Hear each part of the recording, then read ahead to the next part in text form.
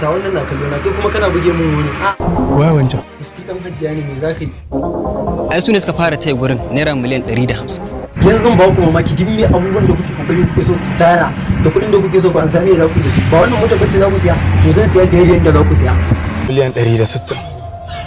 Ni kuma na siya miliyan 175. Na siya miliyan 170. Na siya 175. Siya 175 shine kai ma za ka siya to na siya miliyan 180. Na ƙara miliyan 5 na siya 85.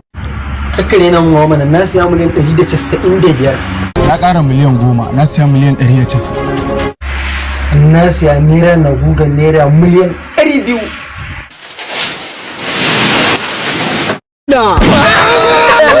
Lale marhaban barka da isowa da wa muke.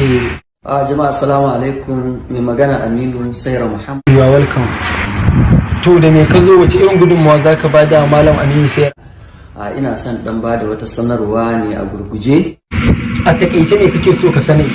Friday da ta wuce shine muka haska last episode na season 4 na shirin fim din labari na, to Allah ya sa muka dan sami kuskure na rashin sanar da cewa an zo karshe. Ko da wani dalili fim din ya zo karshe? Je hutu, so hakan ta faru ne sakamakon bani kasa kuma dai abubuwa sun sha kaina. Yanzu kun gama aikin labari na din ne gaba daya ko za a ci gaba? To da Allah muna bada haƙuri, in Allah ya so ya yarda ba da jimawa ba za mu sanar da masu kallon wannan shiri a lokacin da za a dawo. Wani sako za ka miƙa ga masoyanka da kuma ma'abota kallon wannan shiri na labari na? Muna godiya sosai ga masoya wannan shiri, ga masoya wannan kamfani na Saira Movies. Mun gode, Allah ya bar zumunci. To bari mu leƙa mu hanga mu ga yanayin yadda kuke aikin wannan ɗaukar fim ɗin, wato ainihin na labari na, yadda yan kallo su ga yadda kuke gudanar da aikin naku a baya kafin Allah ya muku dawowar.